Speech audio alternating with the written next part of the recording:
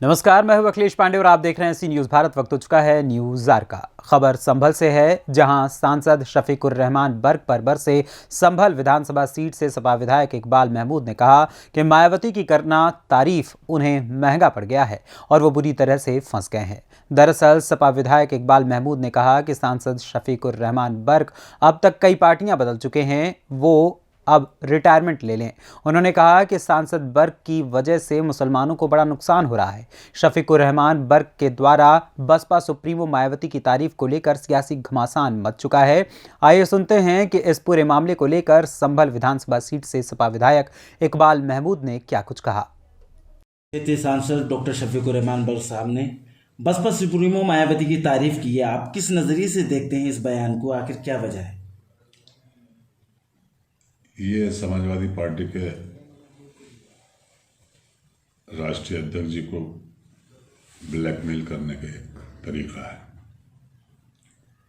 अफसोस इस बात का है कि जिस थाली में खाते हैं खा रहे हैं, उसी में छेद कर रहे हैं।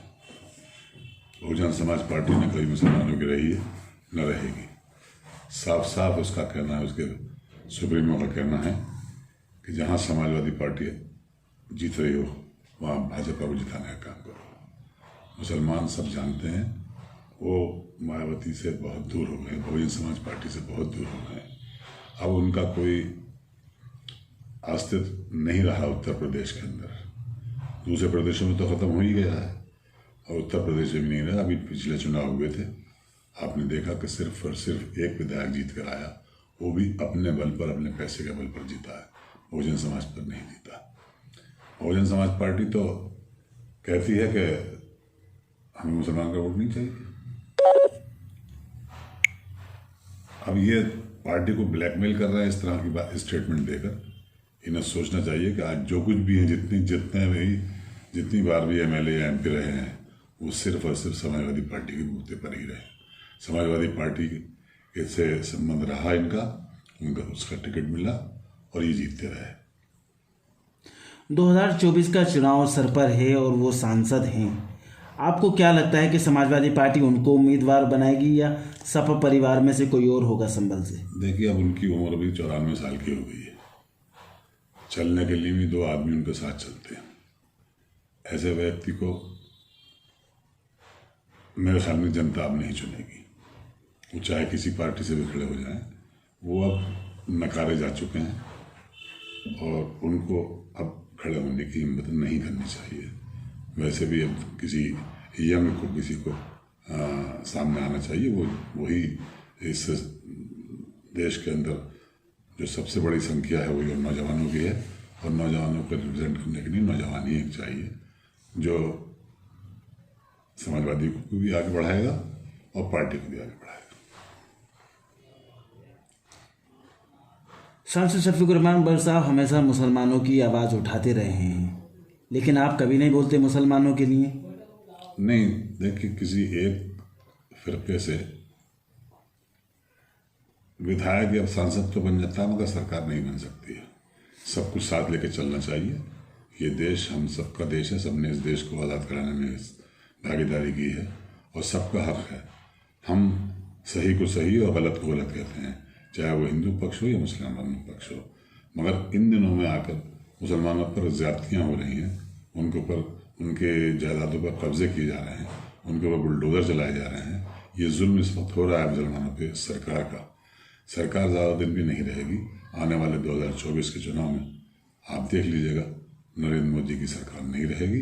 इस वक्त कोई भी जो भी बनेगा वो सेकुलर पार्टी एक हो जाएगी, तो यहाँ की सरकार बदल जाएगी। ये लोकसभा का चुनाव लड़ेंगी जिस तरह पहले विधानसभा का रहा? नहीं, इस तरह की कोई संभावना नहीं है। इस तरह की कोई संभावना नहीं। उनसे ना पहले भी जो भी हमने समझौता किया, वो भी हमने अपने सीने पे पत्थर रख कर किया था, मगर हमने ये देखा कि हमारी वजह से, हमारे वोटों से उसके 10 MP जीत गए और हमने बहुत बड़ी कुर्बानी दे दी। अब ऐसा हम नहीं करेंगे, जिससे हम समाजवादी पार्टी जो उनके साथी हैं राष्ट्रीय लोकदल को साथ लेकर ही चुनाव लड़ेंगे। क्या ये माना जाए कि सांसद शफीकुर रहमान बर्क साहब का जो बयान है वो सपा को छोड़ेंगे या बसपा को ज्वाइन करेंगे? वो कुछ भी कर रहे हैं, इस बार उनका कोई चांस नहीं है। जनता के अंदर उनको नकारने की बात चल रही है और जनता ये नहीं चाहती कि अब दोबारा हों, क्योंकि वो उनकी सेहत भी इस लायक नहीं रही है कि वो चुनाव लड़ सके। और उनकी समझ और पुरानी जितने भी वो बयान देते हैं वो भी उन्हें कोई पढ़ाता है और वो उसी पढ़े हुए को रटा रटा है वो रिपीट कर देते हैं। उनके अंदर इतनी सकत नहीं रही कि अपने दिमाग से काम करें।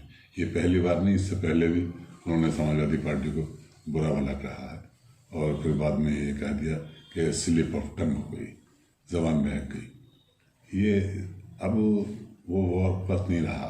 अब बहुत सोच समझ कर हमारी पार्टी टिकट देगी। जो पार्टी का टिकट जिसको मिलेगा बहुत सोच समझ कर दिया जाएगा और इंशाअल्लाह ताला वही जीतेगा। यानी शफीकुर रहमान बर्क साहब उम्मीदवार नहीं होंगे इस बार? ये मैं नहीं कह सकता नहीं होंगे, नहीं होना चाहिए। मैं ही कह रहा हूँ नहीं होना चाहिए, क्योंकि दौर अब बदल गया है। अब वो उनके जीतने के चांसेस बिल्कुल नहीं रहे हैं। उनके जो वोटर्स हैं उनसे बहुत खिसक गए हैं, अब उनके साथ नहीं है। संभल आप इसी बात से अंदाज़ा लगा लीजिए कि संभल लोकसभा सीट या संभल विधानसभा सीट ये मुस्लिम बहुल सीट है। यहाँ पर मुसलमानों की अक्सरियत है और मुसलमानों ने ही उनको चुना था।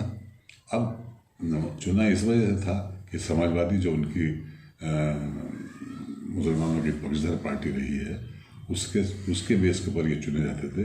अब ये छोड़ दें, अगर इनको ऐसा लग रहा है छोड़ें, समाजवादी की बुरी है तो ये पार्टी छोड़े, फिर लड़ा चुनाव देखेंगे क्या कर लगेगी। तो क्या मायावती मुसलमान और दलितों के बेस पर चुनाव लड़ेंगी लोकसभा का? मुसलमान तो बहुजन समाज पार्टी के साथ है ही नहीं, नकार चुका। उनके स्टेटमेंट इस तरह के आ गए हैं कि जिससे मुसलमान जो है वो बहुजन समाज पार्टी से नफरत करने लगा।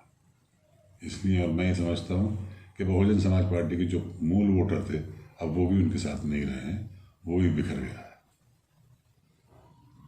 बहुजन समाज पार्टी में कोई दम नहीं है। अगर दम होता तो एक ही एमएलए जीत कर आता। 403 सीट्स में सिर्फ एक जिसकी सरकार रही हो यहाँ पे 2 बार, उसको सिर्फ 1 सीट मिले। संभल से सी न्यूज़ संवाददाता LK भारद्वाज की रिपोर्ट। फिलहाल इस खबर में इतना ही। देश दुनिया की तमाम खबरों के लिए देखते रहें सी न्यूज़ भारत। हर खबर आपके साथ, आपके हाथ।